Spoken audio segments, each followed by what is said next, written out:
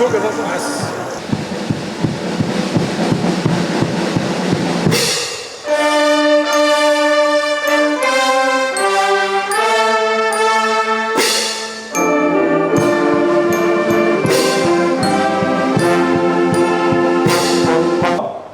us good in this world and good in the hereafter, and protect us from punishment of the fire.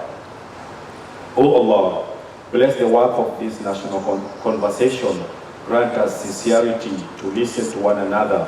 We pray for His Excellency the President, Dr. William Samoei Ruto and his family. And I think that it's our time to look after that. My name is Adrian Gwet Ombuni. I am 7 years old. In 2060, I will be 41 years old. My dream for Kenya, I would like to see good school for all children, good hospital for everyone, clean water for every home, clean roads everywhere, more jobs for young people, happy and safe families, clean towns and cities, more trees and green spaces, our animal protected, peace in Kenya. Mr. President, I want to grow up in a happy and safe Kenya. I want Kenya to be a country where every child can dream and achieve their dreams. Thank you, Mr. President. God bless you. Let me tell you, people of Kenya, your children are very, very talented. Do you know that? They are very talented. They have the passion. They have everything that it takes. But there's one thing that they are lacking. It's that support that we need from the government. I would love to request if every county can have a big center where every child there their talent can be nurtured so that they can be able to grow. We look in the social media. Other countries, children are supported. They go outside their countries to share what they have. But in Kenya, we feel a bit of left out. And if that could happen, we would be so happy. In programs like this, let us be called. Let us show you guys what we can do. I also have a point on something I feel is very, very important, and we have not talked about it well. It is the environment. As we know, we have climate change, right? Do you know that we have climate change? And as we move forward, I feel like if we don't work on it, then we are going to be experiencing something worse than what we are experiencing right now, right? So I would love us to take this a chance to continue planting trees. Let the government make sure that industries are using the correct methods to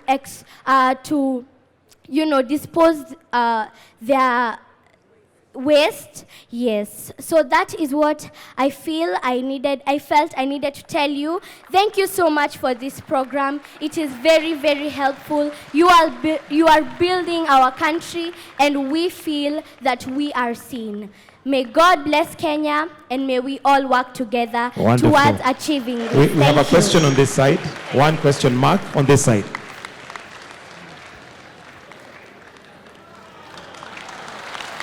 Asante. You are talking about Singapore. Singapore sahi haina deni. So as we think on going to beyond 2030, let's think on how can we get away with all the debts that Kenya is having for any country. Number 2, I'm talking about constitutional implementation. Women, we are the majority in Kenya, right? Why can't we implement the constitution to have the president, if it's a man, let the deputy be a lady, right? And lastly, being honest, Mr. President, employment is what the youths want. But not every youth will be employed because sisi ni wengi na sisi wote tumesoma. But because unemployment is an issue to us, why don't you bring up the policies that will bring up give funds to innovators, fund talents, fund, support different people, give them money like the Nyota for self-employment. And for that, Mr. President, bring Nyota to universities and colleges. We are innovators too.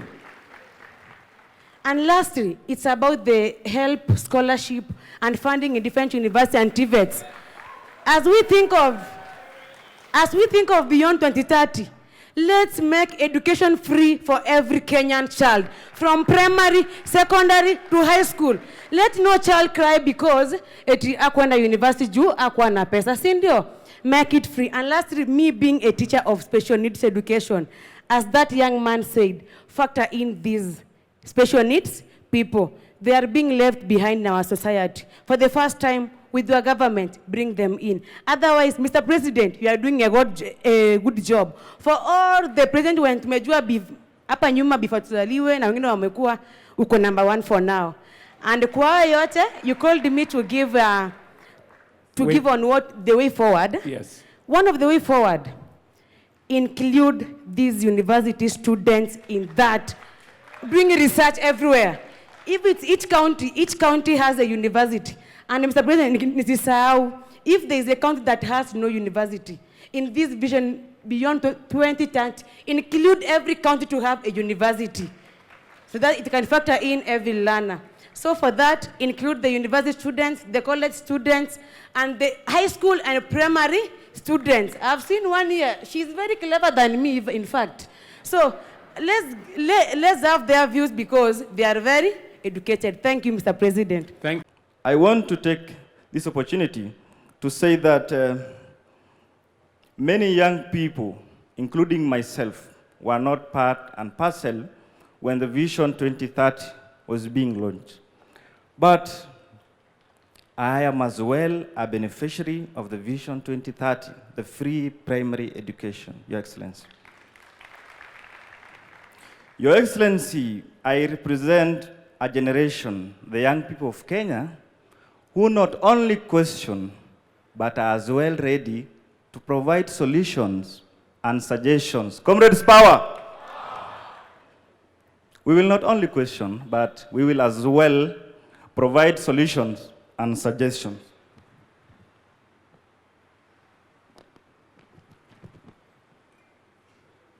Your Excellency, in Kenya and Africa at large, the majority population consists of young people. Therefore, we should see this as an advantage. I want to make a commitment on behalf of the young people that we will be at the forefront. We will be the drivers of the vision of Kenya beyond 2030. This is not about government. This is not about young people or the old people. It's about Kenya.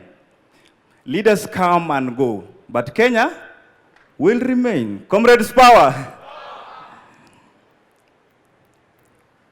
We are already on the right direction. Your Excellency, 2 months ago, I was in South Africa, and I was really shocked to see that many people in South Africa were working with physical cards and cash. I was like, kwani nyinyi hamna M-Pesa? Kitu naitwa M-Pesa. Something similar to M-Pesa. I was really shocked. The digitalization of our mobile banking is something that we are really proud. So we are already there. We are already there. All we need is just to make it a dream and a realization. Singapore, tutafika. Sisi, wote. We're very happy with this vision because, Your Excellency, if you look at Vision 2030, on the political wing, I think we scored 100%, if not beyond. In terms of the social aspects, we most likely scored 80%. But when it comes to the economic side, Your Excellency, I think that is where we are not doing very well. That for us in the private sector, when you tell us that we want to go to Singapore, I was seated there and I was thinking, I should be very proud as a Singaporean that Kenya today is at standstill and we want to go to Singapore. us in the private sector, when you tell us that our turnover should increase 40, 50 times, we want to do business where there is wealth. And Your Excellency, we are 100% in support as the Kenya National Chambers of Commerce that we represent all sizes of businesses from across the country, as far as Mandera, as far as Lamu. I was there 2 weeks ago, that we welcome your idea that this become a citizen-driven and multi-stakeholder driven, and with the private sector, we want to assure Kenyans and Your Excellency that we will be in support and we will be in each and every village in this country so that we can collect their views and bring it here. We are here to begin a national conversation on Kenya's development goals for the next few decades. Collectively, here and in all parts of this country, in the days to come, we want to build for the future. To build for the future, we must have a clear view of the future that we desire and commit ourselves to building it, block by block, until we achieve it. Many of us here today in this audience are perhaps asking themselves why this conversation is necessary at this time. Why now? There are 3 compelling reasons why this conversation should take place at this important time. First, our country has been guided by Vision 2030 as its long-term development plan since 2008. Implemented through successive 5-year medium-term plans covering the period 2023 to 2027, remains anchored on Vision 2030. But what happens after 2027? This is where medium-term plans becomes important. If Kenya simply develops another 5-year plan without first agreeing on the country's long-term destination beyond 2030, our planning process risks becoming another cycle of programs and projects without a sufficiently clear national direction. Vision 2030 was intended to transform Kenya into a newly industrializing middle-income country, providing a high quality of life to all its citizens in a clean and secure environment. With 2030 now just around the corner, it is necessary to take stock of how far we have so far come. Some of the challenges that Vision 2030 was designed to address have been substantially addressed, while others remain unresolved or become more complex. At the same time, Kenya now faces new challenges that were largely non-existent when the vision was conceived. In a global and regional environment that has changed fundamentally since the vision was unveiled more than 2 decades ago. It is therefore necessary to begin planning for the period beyond 2030 and allow sufficient time to formulate our new long-term development goals through an inclusive, consultative, and participatory process in keeping with the constitutional requirement for meaningful public participation. The context in which Kenya operates, both domestically and within the regional and global arena, has changed significantly since the implementation of Vision 2030 began in 2022. Kenya now has a younger and increasingly urbanized population, creating growing demand for infrastructure, energy, housing, and social amenities. Regionally and across the continent, Kenya also faces increased competition, including from neighboring East African community countries, as nations pursue greater economic, infrastructural, and technological competition. The global competitive environment is therefore far more intense than it was in Vision 2030, when Vision 2030 was launched. Kenya cannot afford complacency. Sustained investment, innovation, competitiveness, and strategic foresight are essential to ensure that the country does not fall behind. Globally, we are faced with new realities in economic and political fragmentation of the multilateral system established after the Second World War. Geopolitical tensions have brought crisis to our land in ways we have never envisaged. It is high time we began a conversation on how we escape the disruptions, such as developments in the decades abroad. Thirdly, we have learned valuable lessons from the implementation of Vision 2030 that we need to apply in thinking about and implementing new long-term development vision for this country. Vision 2030 has guided us to some measure of industrialization, political stability, modern infrastructure. There is more to be done to enable us to transition to a high-income, high-value, resilient economy whose wealth is broadly shared among the citizens. There have been fair assessment of successes and challenges of implementation of Vision 2030 done by various state and non-state actors. Some of these assessments have gone further to attribute the limited achievement of Vision 2030 to certain explanatory factors, including but not limited to inadequate financial resources and a weak capacities for coordination and supervision of implementation. We will hear more of these perspectives in the course of this day and in future conversations. Let me at this point spell out a key feature of this conversation. First, it must remain a national and an inclusive conversation about Kenya. Despite the fact that general elections are due in just about a year, this conversation is not about the next general elections.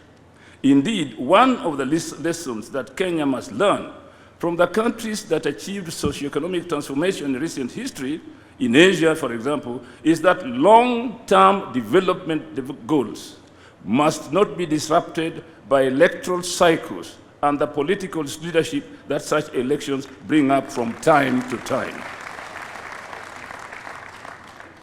Your Excellency, ladies and gentlemen, it is important to note that we do not have a plan yet at this time, except for some guidelines on how to produce it. This meeting is therefore the first step in a journey that must not be rushed.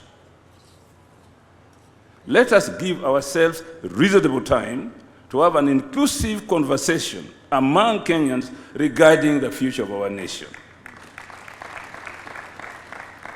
Let us join this national conversation with open minds and a shared sense of purpose to imagine and craft our collective future as one Kenyan people and build consensus on how best to achieve our national goals for shared prosperity.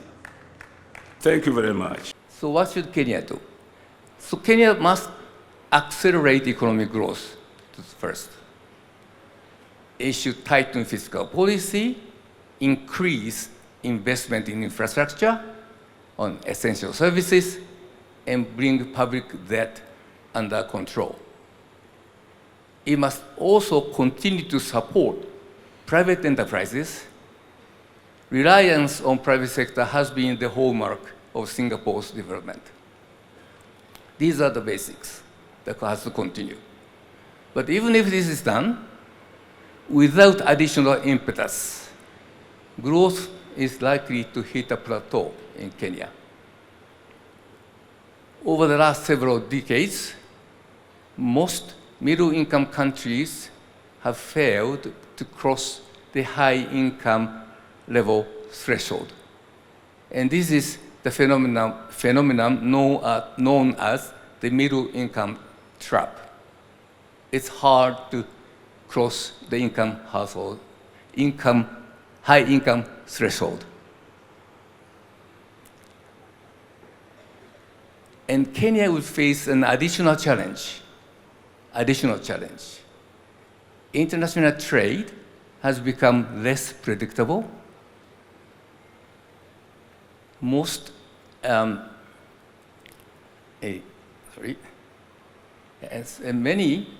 Support for many UN agencies has weakened,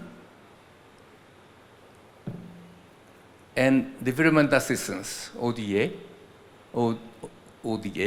has fallen sharply. So it is more difficult. Against these headwinds, Kenya would do well to achieve and sustain annual per per person income growth of 5%. Kenya will do well, 5% growth. If we assume population to grow by 1.5% per year, this translates to growth of GDP, the economic measures as a whole, of about 6.5% a year. If achieved, this would be a remarkable, if it's achieved, yes, a remarkable achievement indeed, if it could be done. But reaching Singapore's current income level requires another 5 percentage point income growth every year. That's hard. In other words, Kenya needs a quantum jump, quantum leap to a substantially higher growth trajectory. This requires bold and transformative change. Kenyan flower, thank you. The Kenyan flower industry is an example. It illustrates the transformative change we are looking for. By adapting new floriculture technologies and faster global transport network, the flower industry became most competitive globally and achieved a huge growth in its revenue. So there is an example of a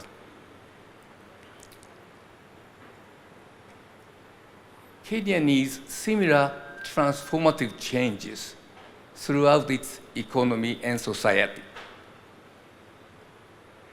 What could bring the transformative changes we desire? Answers to this question should emerge from the national dialogue and the work of committee of experts that I hope the President will constitute. At this stage, I would offer a few observations. First, AI, artificial intelligence, will no doubt transform economies and societies, many aspects of it. But now, at this stage, we do not yet know exactly how they will transform. So this is an area that we should draw on leading global experts as Kenya develops a new vision. Second, Kenyans could become among the world's most entrepreneurial, hardworking, and competitive people if their children's productive attributes are fully nurtured. In my view, this requires a review of the formal education system in Kenya now. The scope of education and learning should be expanded beyond cognitive skills to include broader self-management and other capabilities in Kenya education that have been done. In Singapore, the government transfers about $7,300 per person per year. In Kenya, guess how much? $220. Kenya can increase this amount. The other possible remedy is to embrace small, informal enterprises rather than dismissing them. Professor Charles Piot, my colleague, and I conducted a study of informal enterprises in Kenya, Ghana, and Nigeria. The study shows informal enterprises can grow fast, especially when owners' informal characters are combined with informal ways of doing business. They can grow fast. They do not necessarily need subsidized government loans. Privately privately financed microfinance can work well. Inequality should be a central element of the national consultation. Finally, corruption damages the economy and weakens the social fabric. Curbing corruption would be a truly transformative for Kenya. Kenyans often say that government tolerates corruption, and public officials are rarely prosecuted. I agree, where there is sufficient evidence, those responsible must be brought before the courts. But citizens also have an important role to play. When citizens witness or learn of corruption, they can expose them through social media. As we saw 2 years ago, social media movements can be a powerful force for accountability. So Kenyans, citizens should take active role in curbing corruption as well. The national consultation launched today will be a major asset to setting the stage for transforming Kenya to a first world economy. In this speech, I've highlighted 4 themes for the national consultation: childhood learning, support for the poor, micro-business development, and the fight against corruption. I am confident that other important ideas will emerge through this national process. Ladies and gentlemen, Raila dreamed of a new Kenya where ordinary citizens enjoy a decent life and look to the future with full of hope. His dream, Raila's dream, was to empower young Kenyans to live their dreams. Your Excellency, I'm told that many Kenyans are skeptical. They believe that Singapore is too high a target for Kenya to reach in this generation. I agree that reaching Singapore's level of development in the next 30 to 40 years will be difficult. Singapore's level of income per person last year exceeded $80,000. In Kenya, the income was just over $2,000. Huge difference. But I would say this to the skeptics. Kenyans possess personal attributes that can power extraordinary growth. The Asian miracle was driven in important part by the strength of its people. Hard work, motivation, discipline, and cooperation. During my 5 years as economic advisor to the Prime Minister, and later a senior advisor to the then Deputy President, William Ruto, I often visited the Amref Dagaroti Child in Need project.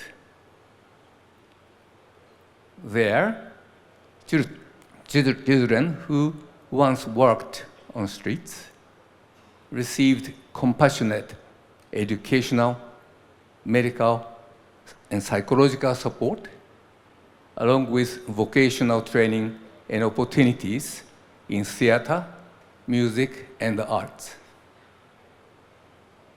I was deeply impressed.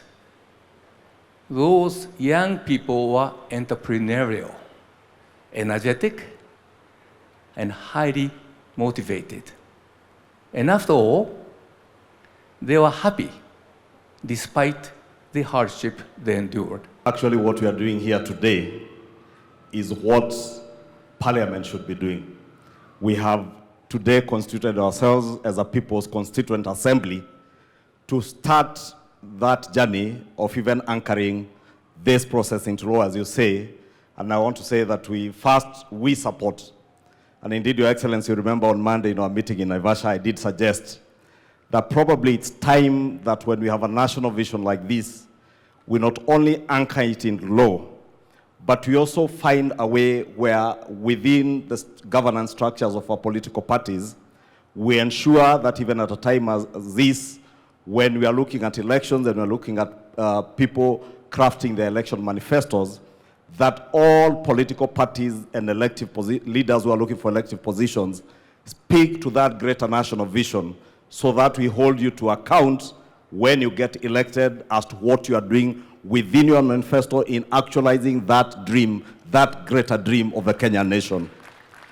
Your Excellency, Senate Majority Leader is telling me that I should say that since we craft laws or we have legislative proposals that we draft into bills and then take those bills back to the people for public participation, what we've actually done today is begun with public participation. And we must look at a way where from this process, we then culminate in a legislative proposal in terms of a bill that will now anchor this process of a national vision into law so that we obligate all future leaders to the time we are 100 years as a nation and beyond in law and make sure that nobody ever takes us backward in terms of what we want to aspire to get to as a nation. Lastly, Your Excellency, in the interest of time, Mheshimiwa Esther Pasaris, the County Women Rep for Nairobi, reminds me and told me I must say this if I get that opportunity, and she doesn't get, that when Singapore aspired to be what it is today, they had a consideration on their population growth and family planning. And she tells me and reminds me that President Mwai Kibaki, in around 2008 when we were doing Vision 2030, did speak to us on the need to look at our population growth and how we plan for that population growth. Your Excellency, is food for thought, because you've also told us that by the year, you say 2050, a quarter of the population, world population, will be in Africa. Population is both a resource, but can also be a burden to a nation's economy. And therefore, there must be a very good balance between the rate at which our population grows and the rate at which we grow our economy. And those are the challenges that we must think about as we continue in this conversation. Your Excellency, let me give you the assurance of both houses of parliament that we shall do all that it takes.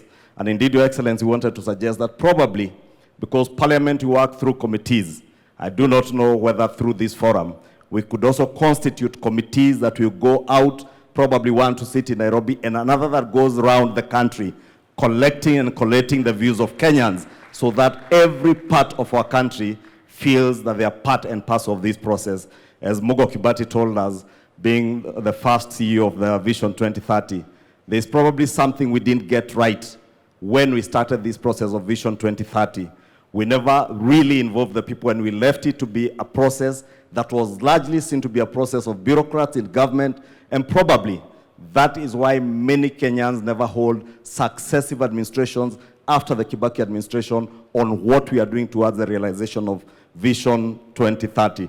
The other thing Mugo told us is that we never anchored this process into law, and that's why Your Excellency agreed with what you said. It is time that we anchored this process into law. And the development of this country to the level of Singapore. Ladies and gentlemen, my late brother used to worry the president, and he used to worry us in the party when we were drafting our own manifestos, that how can we, if at independence in 1963-64, Singapore was exactly at the same level of development as Kenya. Singapore, in terms of income per capita, in terms of GDP, in terms of GDP and development growth. We were exactly at the same level. And my brother used to ask that question. What did Singapore do to rise up to a level where their incomes are now 40 times, incomes per capita are now 40 times that of Kenya? We must think as Kenyans. Where did we go wrong? And where did Singapore go right? That they achieved that level. Professor Hino, who was advisor to Raila when he was Prime Minister, has given you where Singapore is and where Kenya is. He has not told you why Kenya is there and Singapore is there. He only told you where Singapore is. And where Singapore is reachable. We can reach it if we do what Singapore did. First, we must deal with this animal called corruption. Corruption is very difficult to eliminate.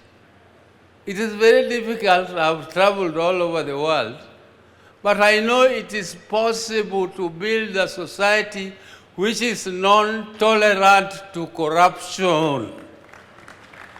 We can build a society which is completely non-tolerant to corruption. We need also to reduce government wastage. Wastage in government. We need to tighten our belts, those who are in government.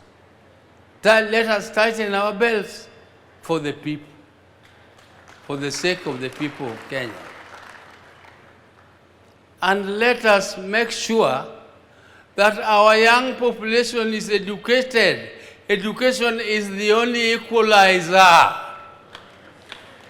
And there is no shortcut to education. You have to educate young people who are trained in technical subjects so that you can attract investment. Government can only do infrastructure. Government cannot do development. Development is for the private sector. Government can only participate a little here and there. But for you to attract the private sector, you need to educate the young people. You are not going to import labor from elsewhere. The labor must come from us here. We have to get employment, and the employment is creatable. We can create it only if we educate our young people, and we also need to invest in research. People are talking about development, but they don't think that industry needs innovation. And industry cannot invest in innovation because it is too expensive. In every development plan, government should invest and support universities so that universities develop their capacities to do research, and research which is related to the industries, so that the industries can be innovative and therefore we become competitive in the international market. Kenya must be competitive. The world is moving so fast, and you cannot sleep and think that you only want to feed your people. Feeding your people is a responsibility of the government, making sure that people are fed. But the government will not do your farming for you. Government can only make your fertilizer cheaper, but farming must be done by us. On public infrastructure, we are working on roads, railway, airports, seaports. On the roads sector, when President William Ruto took over, many roads are stalled and we didn't have money to unlock that funding. Through innovative resource mobilization, we've been able to pay all road contractors the pending bills. And today, the roads that are stalled across Kenya, which amount to 6,000 kilometers across the 47 counties. We've paid all the pending bills, 177 billion shillings, and the contractors now are back. Every county is experiencing road construction, including areas of our country that for a long time had been left out. You have heard about the famous Ruto Road from Isiolo to Modogashe to Kulamawe. You've heard about that road? Barabara itoke Isiolo, iende Kulamawe, iende Modogashe, iende Samata, itoke Samata, iende Wajia. Wajia Tarbaj. Tarbaj itoke hapo, iende Kotulo. Itoke Kotulo, Kobo. Kobo, Elwak. Elwak, Gare. Gare, Ramu. Itoke Ramu, iende Mandera. Rais Ruto ni fire, si fire. You must also be aware that under this administration, we are connecting the port of Lamu through Ijara to Garissa to Isiolo, areas of our country that for a long time had been left out. But we are also working on extending the SGR from Naivasha into Kisumu, Busia, Malaba. That project is ongoing as we speak today. We are building a new terminal, a new airport at Jomo Kenyatta, something we had not imagined we could do it. 155 billion shillings, again through innovative funding arrangements to make sure that we have modern infrastructure. Right now, we also have a port modernization program, which is about 60 billion. And that is taking place at the port of Mombasa, seaports, airports, railways, roads, because that is what will take us to the first world. The so-called shiny things. I had a not so informed critic saying that we don't want shiny things. The difference between the third world, where we are, and the first world, partly is the shiny things. There are better roads, better airports, better facilities across the board. Energy, the president has mentioned, we have moved connectivity to 10.3 million households, up from 8.9 million households. The target is to reach all the households of Kenya, the 15.6 million homesteads. And in the next 4 years, we'll have achieved that target of universal electricity connection. But we need our production capacity to go up, and that's why President Ruto has come up with the National Infrastructure Fund to be able to rejig the agricultural transformation agenda, to rejig our energy production capacity, and also to help us with irrigation and to help us with the infrastructure as we continue expanding on what already has been done. As you are aware, ladies and gentlemen, very quickly as I wind up, you have a few other highlights. We are trying to create as many jobs as possible to the people of Kenya. We have a number of programs. The Kazi Kwa Ground program through affordable housing, 650,000 Kenyans already working in that space, working towards 1 million Kenyans plus. We also have a Kazi Mtandaoni, about 300,000 Kenyans who are earning a living through digital jobs. How have we created digital jobs? By increasing connectivity of the fiber optic cable. Right now we have built over 30,000 kilometers of the fiber optic cable terrestrially on our land to make sure that we have connectivity. And we are also doing ICT hubs, already completed 382 ICT hubs, and another 416 hubs are under construction to be completed in the course of the year. But we are also creating jobs through the Overseas Employment and Job Creation Program, Kazi Maju, 538,000 Kenyans, facilitated by government, which has put in place a transparent program of promoting overseas labor. And this has helped us to increase the remittances from our diaspora so that we can use that money to build our economy. Kati ya nchi zilizoendelea katika siku za usoni.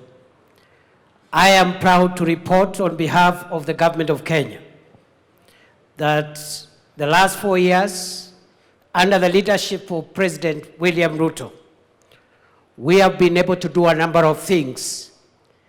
And I want to highlight some of the steps that we've taken as a country in taking the development of our country forward from where President Ruto found it.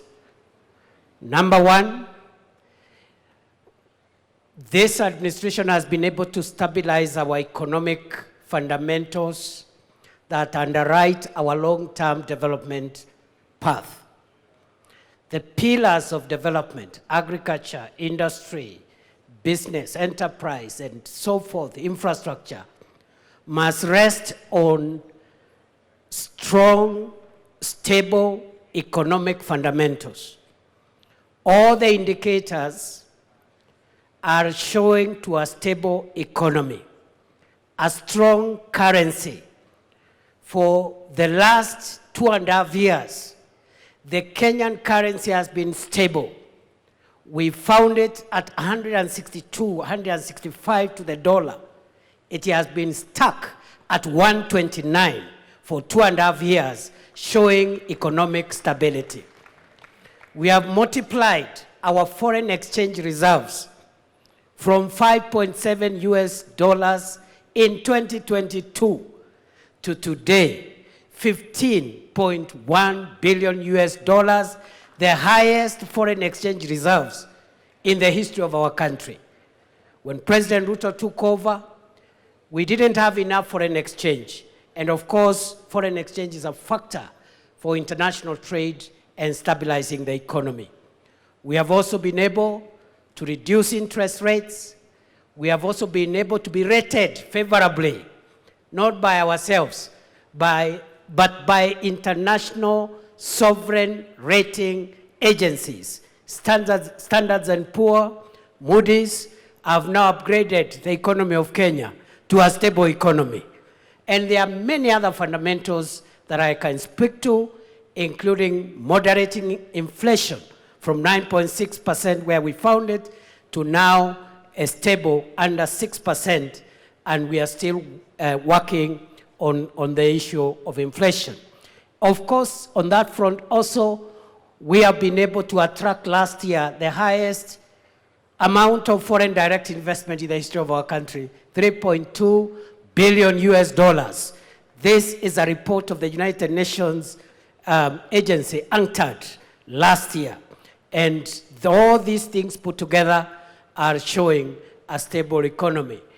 The central bank lending rate to commercial banks has come down from 13.5% to 8.75% at the moment.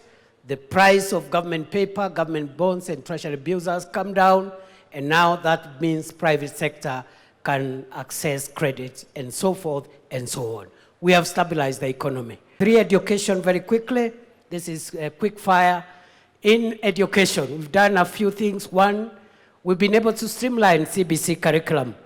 The uncertainties which were there around the curriculum have now been stabilized. We have transitioned from one level to another, which is seamless. Number two, we have increased funding to education from 500 billion shillings 2022. This year, it's 784 billion shillings. And that is a big leap in this sector. Funding for universities has increased from 42 billion shillings in 2022 to 82 billion shillings last year. Scholarships to university students was increased from 17 billion shillings in 2022 to 41 billion shillings last year. We have employed 100,000 teachers. We have constructed 23,000 classrooms.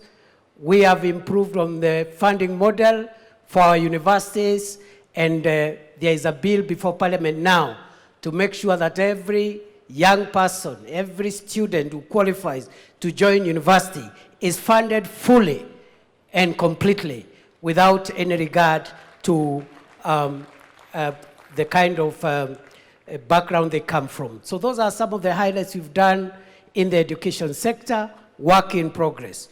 Universal health care, we have moved the number of Kenyans with public medical insurance cover from 8 million under NHIF to currently 32.2 million Kenyans. We are working to modernize the equipment, enhance drug supply, and make sure that our health professionals are motivated to make sure that we perfect the universal health coverage. We've been able to work on the agricultural transformation, and we have achieved a number of things under the agricultural transformation pillar. We have been able, for example, to register our farmers. We used to work on guesswork. We didn't know how many farmers we have, where they are, what they grow, the size of their farms, the kind of fertilizer they need. Now we have a register of 7.2 million farmers. We have also been able to increase our production of some of the major value chains in agriculture. Maize production has grown from 44 million bags in 2022 to 75 million bags last year to underwrite our food security. Unga prices have also been moderated from 250 shillings to right now around 140, 150 for 2 kilograms. We've also been able to transform the coffee sector by removing cartels and increasing our production of coffee, and also the income to coffee farmers has now grown from 60, 70 shillings a kilo of cherry to about 120 to 160 per kilogram of cherry. Our tea production has grown from 138 billion shillings in 2022 to last year's 215 billion shillings. Our sugar production has grown from 472,000 metric tons in 2022 to last year's 815,000 metric tons of sugar. And therefore, that is a big milestone in terms of that value chains, and we have now more farmers benefiting in that sector. We have revived the industries and the factories in the sugar sector and so forth and so on. So we are also now the largest producer of processed milk in Africa, because we have moved our milk production, processed milk, from 4.6 billion liters a year in 2022 to currently, by last year, 5.5 billion liters. Kenya now has overtaken 3 other countries, and we are the #1 producer of processed milk in the African continent. So we have done some progress. We are vaccinating our livestock to make sure we get herd immunity so that we can promote exports of livestock products. Right now we have vaccinated 8.9 million heads of cattle, and we're in the process of achieving the target of over 70% immunization. We are also promoting dairy farming, and by also managing the price of sexed semen, which we found at 8,000 per dose, and now it is at 1,400 per dose. More farmers are getting hybrids through sexed semen. So that is agriculture. I have ideas on what next, but I would rather we agree on what next together. And I would want what next to come from us. Because having the benefit of the office that I hold and being a Kenyan, I have some ideas. But I would rather that we all agree on what next. Let me say 2 things so that I can suggest, if I may. Listening to everybody who has had the privilege of the mic here, I am persuaded beyond reasonable doubt that we have what it takes to design the next future for Kenya. Listening to the young people here, listening to people from the private sector, listening to the tech community, listening to the civil society teams around this table, and all the other professionals, it is clear to me that we have what it takes to think about the future, that Kenya cannot afford to drift into the future. We have to have a plan for that future. I have listened to the young man, sorry, I don't remember his name, who talked about startups, and that is the next horizon. That is the place where we'll create more jobs, the tech space. And he has even suggested that there should be some compulsory learning around technology because that is how the future is going to look like. Maybe we may not go all the way to make it compulsory, but we provide sufficient incentives to make sure that there are more people in that space. And all the other suggestions that have been made around this forum. My suggestion is that, as I said earlier, this should not be a government project. Government should facilitate this conversation. Article 3 of the Constitution obligates each and every Kenyan individually to protect and defend the Constitution.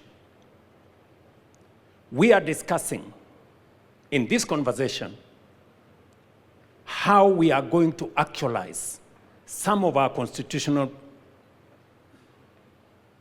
rights, whether it is access to health, whether it is, as has been said here very ably, whether it is access to education, the best quality education, whether it is how we are going to deliver on making sure there is no hunger, every Kenyan has something to eat, and not just something to eat. We have been told here nutrition is very good for our children.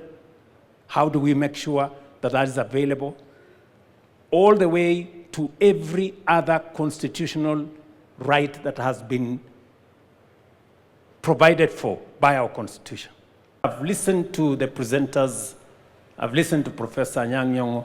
I've listened to Adrian, the good young man who is 7 years old. I have also listened to Professor Hino. And as we have this conversation, I have picked 4 things. Number 1, Professor Hino has said, for those countries that have succeeded, and he's given us examples of Singapore, Malaysia, he's told us about Vietnam, and all the other countries. What was central to their quantum leap was the people. Not the oil, not the gold or resources, it was the people. And we are lucky as the people of Kenya because we have the people, and they are very hard working. So we have what it takes to lift this country to the next level. Number 2, he has told us to pay attention to inequality. A very serious challenge in our nation is inequality. We have too many people who still sleep hungry. We have too many people who are jobless. We have too many people who don't have income. We cannot progress as a nation when we cannot take care of the vulnerable. So Professor Hino has told us 20% of the bottom poor account for only 5% of income, while 20% of the rich people, of those of us in the higher category, control 50% of income. So 20% bottom,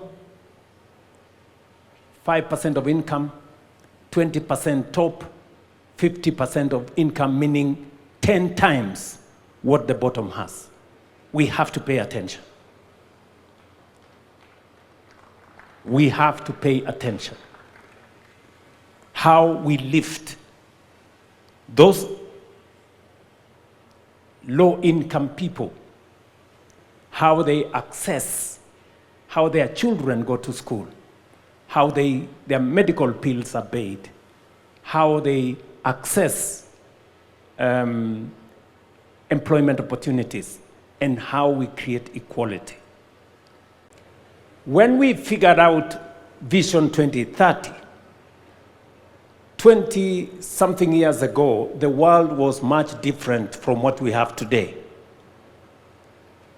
Technology had not taken the space it occupies today. The advent of AI was not with us. We didn't have the serious effects of climate change the way we have today. We had a completely different situation. It is important that at this point in time, we give ourselves another opportunity to think about the long-term development of Kenya in the context of the world that we live in today. Number 3, when Vision 2030 was developed, it was developed before the new Constitution. The new Constitution provides us with a better and clearer framework on how to think long-term. And therefore, it is important that we engage in this exercise in the context of a new constitution. A new constitution that does not request us to consult the people. No, it is mandatory. The reason why you find in some cases many people do not understand, do not relate to Vision 2030 was because there was no public participation to the extent that we know public participation as provided for in the Constitution at the moment. And therefore, we have an opportunity this time round, different from the opportunity that was in 2008, to formulate a long-term plan, one that is done by the people, not by government, not by bureaucrats, by the people themselves. And therefore, we need to give ourselves the opportunity, and this opportunity that we have to think about Kenya long term. We want to pick the minds of everybody. The farmers, entrepreneurs, students, technocrats, everybody. Let them tell us what kind of future that we all want to think about. And nobody should assume that any one of us has the monopoly of knowledge. This cannot be, and I make it very clear, this is not a government project. This is a people's project. So Kenyans must prepare themselves. It is a responsibility put on our shoulders collectively. And I will be speaking as a citizen as well, because I also have aspirations on what I think our country should be, beyond me being a leader today in Kenya. Let me request that we agree that if my suggestion is good, I must be willing to give way to a better suggestion by somebody else. And if that somebody else's suggestion is better, they must also be willing to give up to the best suggestion so that we can all move forward together. So that would be my suggestion. Maybe other people can also have an idea of how we take this forward.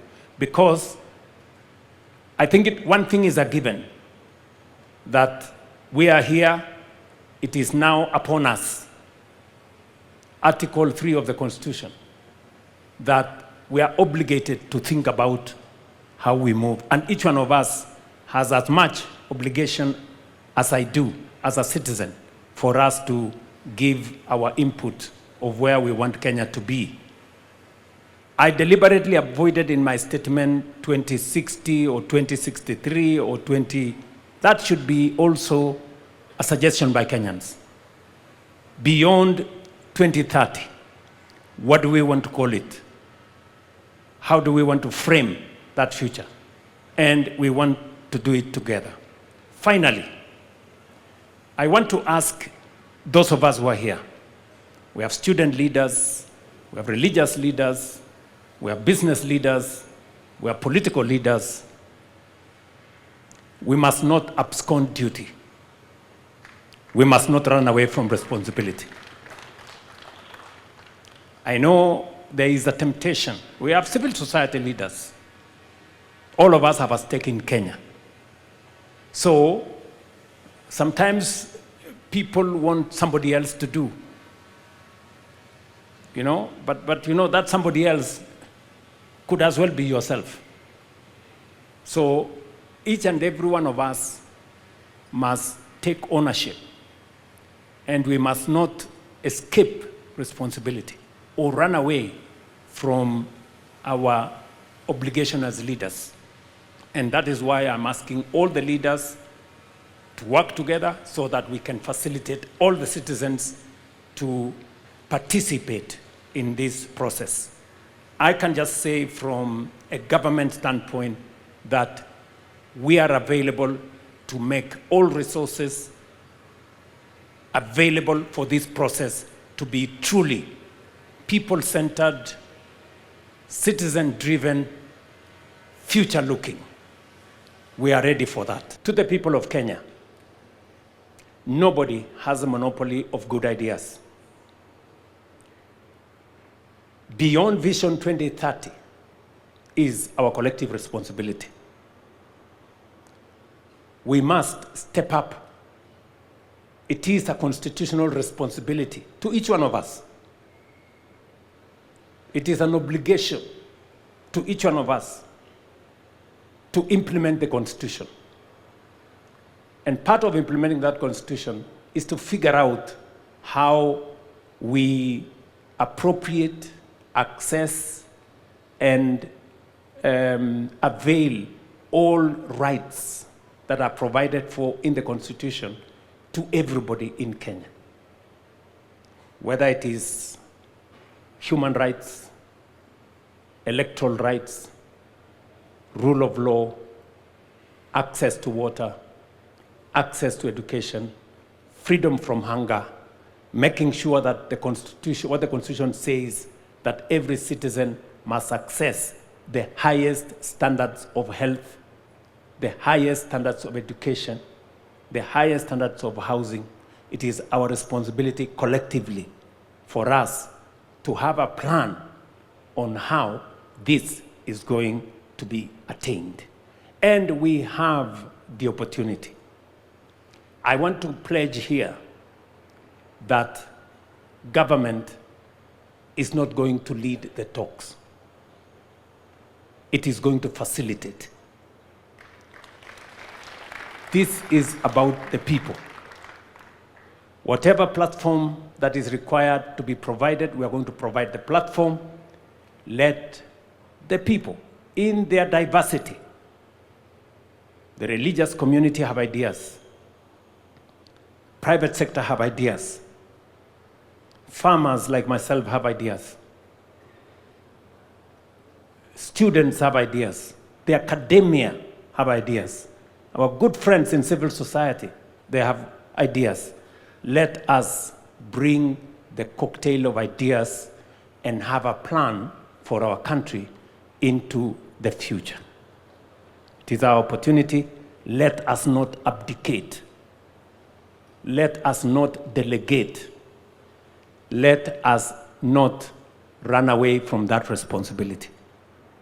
It is our duty, it is our obligation constitutionally to make sure that we think about the future of our nation so that Adrian, sitting here with us, 7 years old, will know what the future is going to look like.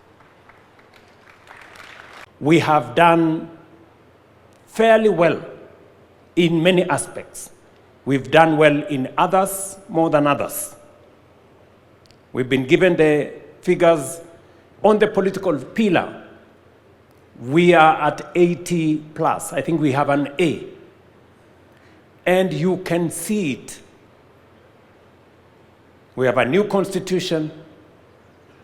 We have a robust Bill of Rights. We have a democratic state.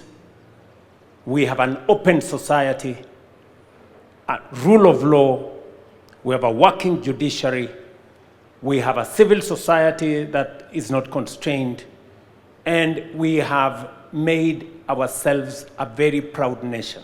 In fact, globally, Kenya is recognized as a democratic country.